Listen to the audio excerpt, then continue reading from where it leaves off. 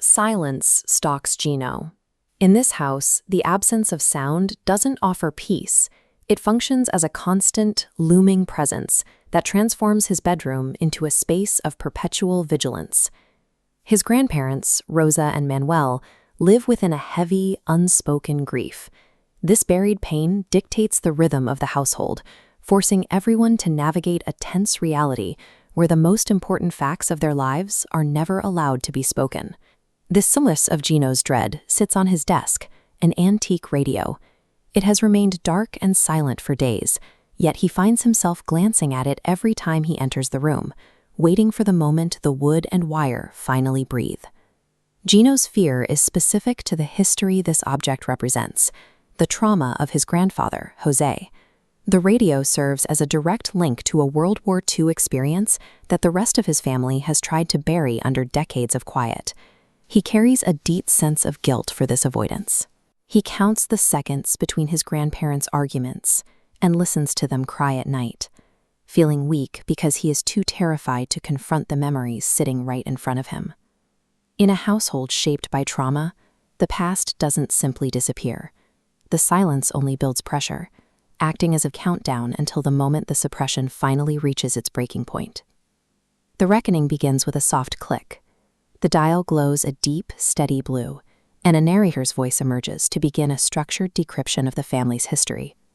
The radio operates by strict logic. Rule 1, it speaks only when Gino is alone. Because collective family memory is often suppressed to maintain a fragile peace, the truth requires total isolation to be processed. Gino argues he isn't ready, but Rule 2 suggests otherwise. If he lacked capacity to handle this history, the frequency remains static. The fact that he can decipher the signal at all serves as the system's confirmation of his readiness. This instrument is a precision tool for psychological deconstruction. It demands Gino's undivided, isolated attention so that the work of healing can finally bypass the family's defenses. Rule 3 removes the comfort of denial. The radio does not lie. It broadcasts the chaotic, unfiltered reality of the 1944 battlefield where Jose's story was cut short. The transmission places Gino in the middle of a tactical nightmare. His grandfather's unit is pinned down, under heavy resistance near Caranton, with reports of mounting casualties screaming through the speakers.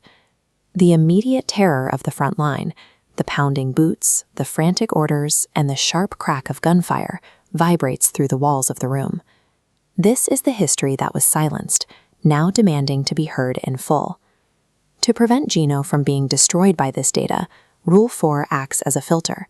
The radio reveals only what he can bear, mimicking the mind's natural ability to process trauma in manageable layers.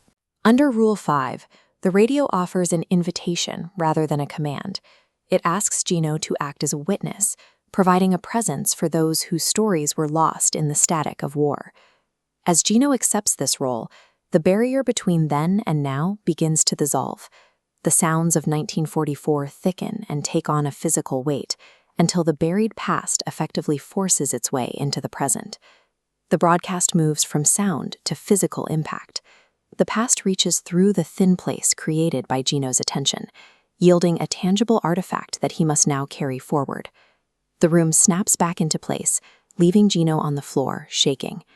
In his hand is a physical piece of 1945, a yellowed, blank sheet of paper and an airmail envelope that crossed the threshold of the radio. It is easy to look at Gino's tremors and sweating and see a boy who is simply broken. He judges himself for this fear, assuming that his physical reaction is a sign of failure. In reality, those tremors are the physical weight of empathy. Gino is feeling the full impact of a history that his elders were too numb to process, proving his capacity to actually receive the message. He didn't smash the radio to make the noise stop. He didn't run from the room or close his eyes to escape the vision of the battlefield.